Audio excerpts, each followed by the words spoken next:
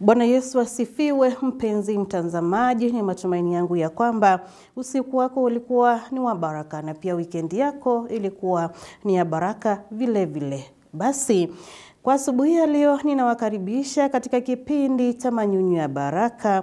Uwe pamoja nasi ufuatilie kipindi kuanzia hii leo siku ya Jumatatu wiki yote, ili tukaweze na kubarikiwa na mafundisho ambayo tutakuwa tunafundishwa na mtumishi wa Mwenyezi Mungu kila asubuhi kupitia hiki kipindi cha Manyunyu ya Baraka. Yule ambayo tutakuwa pamoja naye ni Pastor Ruth Sami kutoka kanisa la ABC Katangi.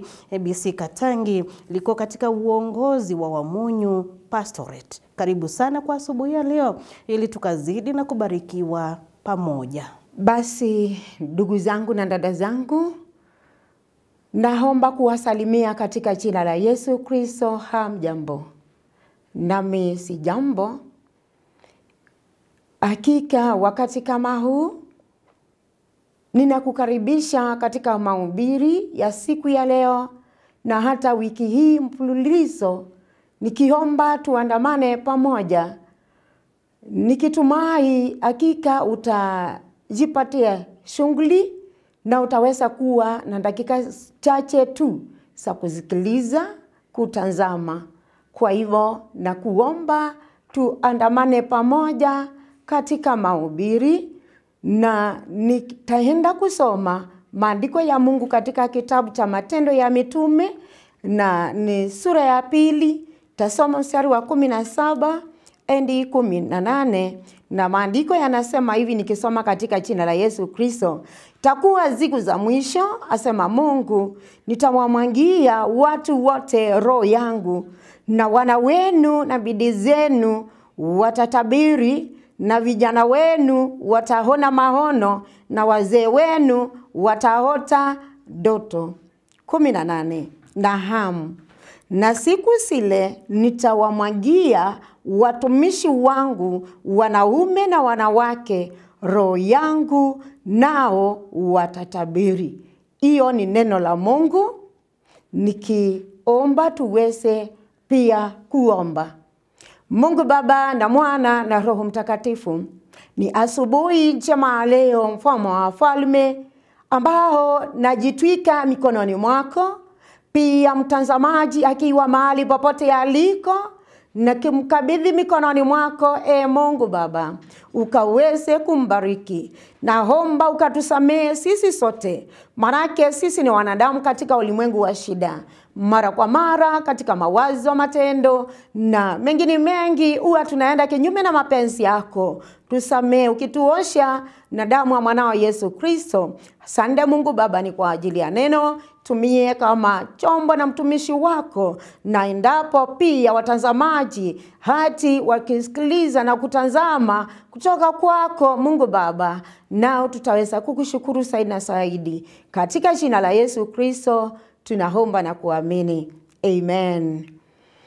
Basi kama vile tumesoma maandiko ya Mungu siku ya leo, ningependa kutoa lengo letu la siku ya leo, nao ni kujikumbusha unabii uliotolewa na mtumishi wa Mungu Joel katika kitabu cha Joel, ambao ni kitabu hicho cha sura ya 2 mstari wa 28, ambao aliweza kutabiri. Nao kama vile tumesoma, uneni mahali hapa mausemi ni wa mtumishi wa Mungu Petro. Petro kama mwanafunzi wa Yesu Kristo na pia mtume wa Yesu Kristo aliweza kunena maneno haya baada ya matukio ya kushuka kwa Roho Mtakatifu. Basi ilimbidi yeye aweze kujieleza na kuwaeleza wale ambao waliweza kusikia kwa masikio yao. Manake wakati wa siku ya Pentecost waliweza, watu wengi waliposikia watu wakinena na lugha zingine wakasema wamelewa. Lakini vile Petro alikuwa anajua ya kwamba ni Roho wa Mungu ambao amewapa kunena na lugha zingine, ikambidi achukue funza hiyo diposa aweze kuwahubiria na kuwaambia ya kwamba sio kulewa wamelewa, manake ilikuwa saa 3 ya asubuhi. Kwa hivyo akawakumbusha ya kwamba unabii wa Joeli ulitabiriwa, Joeli mwenyewe akitabiri ya kwamba kuna siku ambayo itakuja ambao Roho wa Mungu ambaye ni Mungu, ambaye alitumwa na Mungu, atashuka na ataweza kuingililia miili ya wanadamu, na wataanza kusema na lugha zingine, na miujiza na maajabu yatatendeka. Kwa hivyo Petro anapowajulisha haya yote, aliwaambia ya kwamba siku iliwadia, Roho wa Mungu akamiminwa, na alipomiminwa wao wakaanza tu kuongea kulingana na vile maandiko yanasema. Kwa hivyo tunaponena hayo mambo, tunapojikumbusha zaidi ya yote, tutaweza kuangalia kabisa wiki hii matendo yale ambayo yalitendwa na mitume wake Yesu Kristo. Kwa hivyo hapa ni kukumbusha ya kwamba wakati Roho wa Mungu alikuja, aliweza kuingia wanadamu, zaidi sana watumishi wa Mungu, wale ambao walikuwa wameokoka, waumini wake Yesu Kristo, wanafunzi wake Yesu Kristo, na hata mitume wake Yesu Kristo. Ndio tunamuona mtume wa Mungu Petro akiyanena, na pia mtumishi wa Mungu Paulo akaweza kuandika katika waraka wake wa kwanza wa Wakorintho sura ya 12 kuanzia mstari wa 4, akaongea kuhusu karama ambazo zinapeanwa na Roho wa Mungu. Kwa hivyo wakati Roho wa Mungu alikuja, alikuwa na karama mikononi mwake, na aliweza kuwapa wale ambao walipokea huyo Roho wa Mungu. Kwa hivyo baina ya karama zile ambazo watumishi wa Mungu walipokea, moja wapo ni ama mfano mmoja ni kuwa na hekima, kama vile tusomavyo kuhusu mtumishi wa Mungu Stefano. Biblia inatuonyesha ya kwamba Stefano alikuwa mtumishi wa Mungu, alikuwa na hekima nyingi sana, alikuwa pia na imani.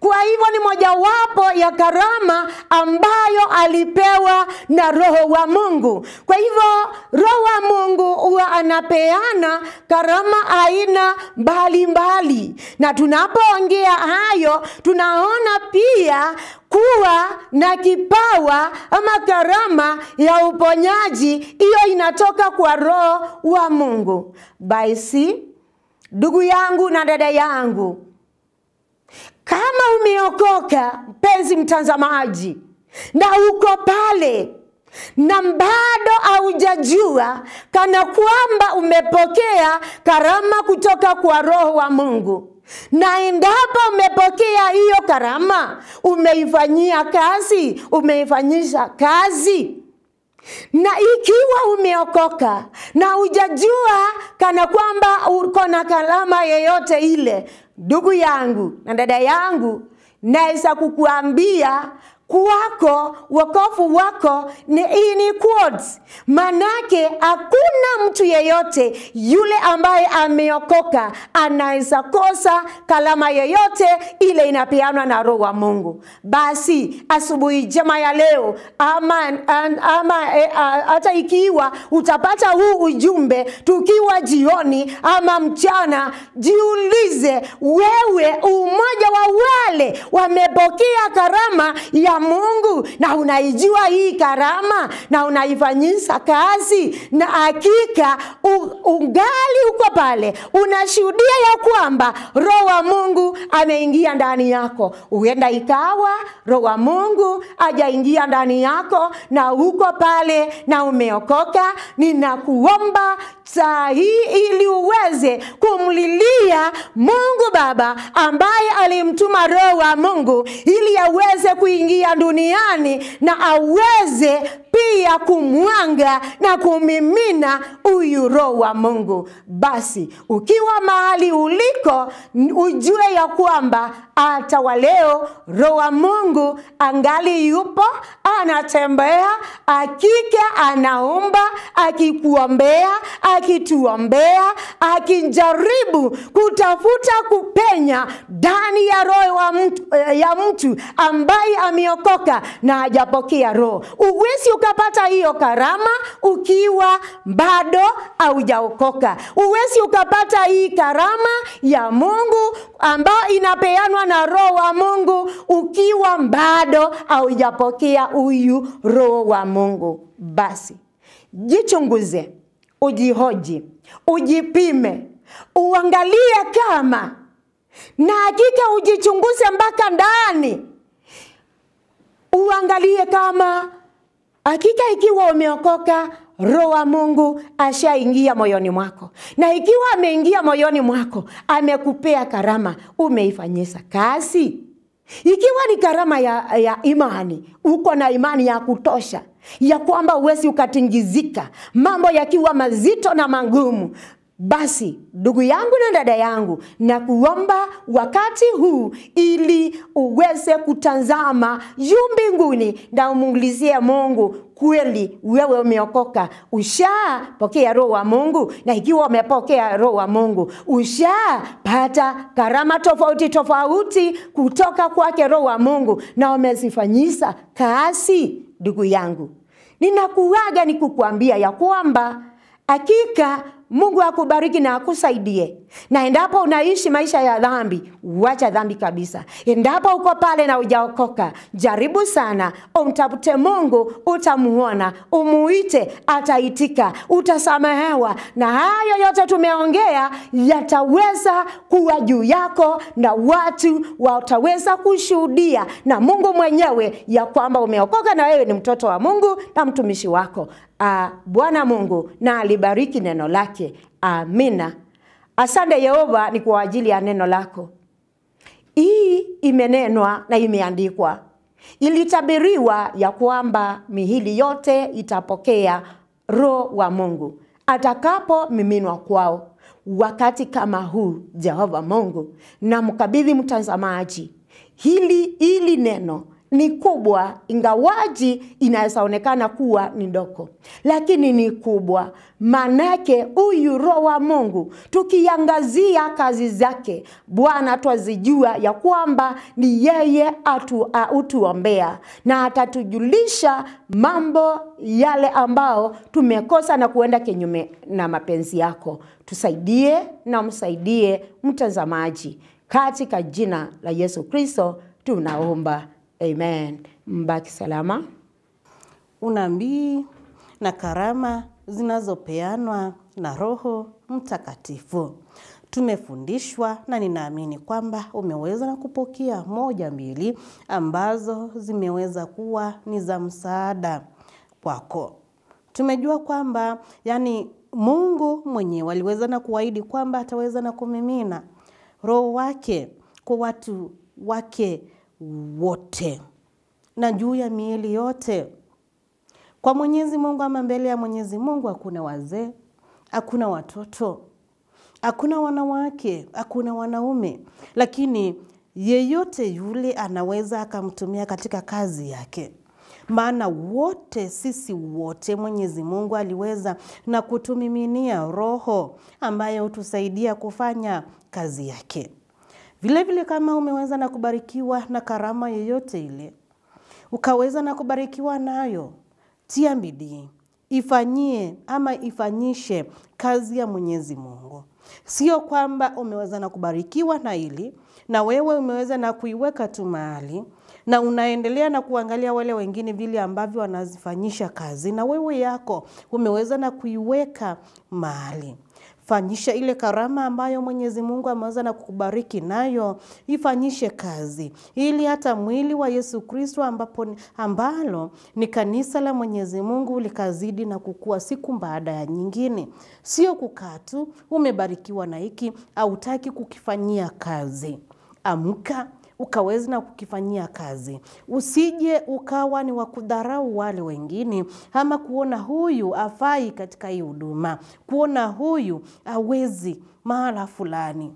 Anaweza. Maana mbele ya Mwenyezi Mungu hakuna huyu ni mwanamke, huyu ni mtoto, huyu ni mzee, huyu ni kijana, lakini wote aliweza na kuwamiminia Roho wake ambaye utusaidia.